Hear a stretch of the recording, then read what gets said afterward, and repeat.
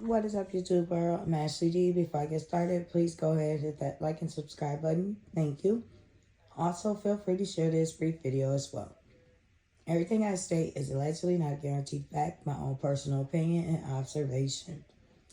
So, I can't say that I'm shocked and I'm changed in regards to the new information that has just been released.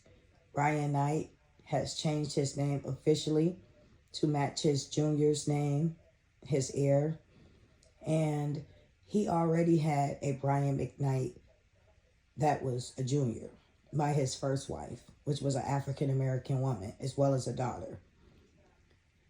It was a shock to us about 5 months ago when his stepdaughter graduated from college, and he gifted her with a brand new car. And in that description, when he posted a picture of the daughter and himself, he said she always was the daughter he never had. But it seems like he forgot not only he had a daughter, but he had a son with his first wife from his first marriage. And it's one thing if you want to move on and you even want to name your second son after you. But to take that name away from that firstborn who you were obviously proud of, who you were obviously a part in the name process at one point in time, and whether that child disappoints you or not, whether that child was on the street, homeless, or addict, or whatever the case is, you do not take away from your first child to give to the next.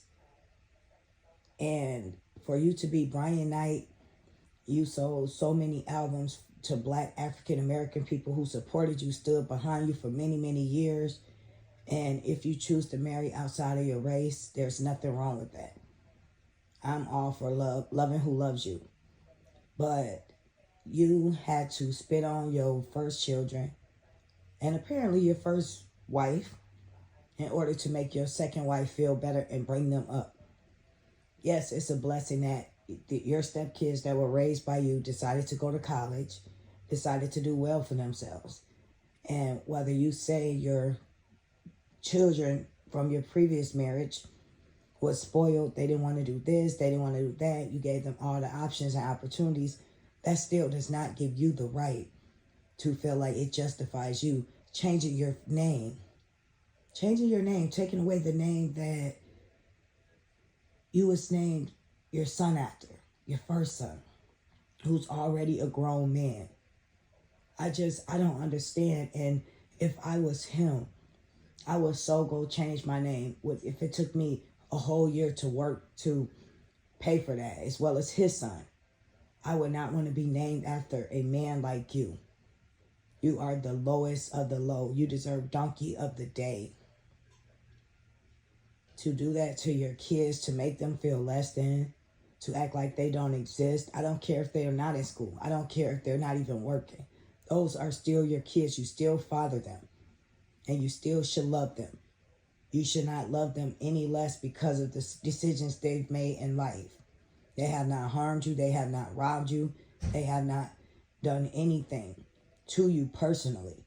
And maybe their careers and their decisions they decide to make for their lives wasn't what you wanted them to do as a parent.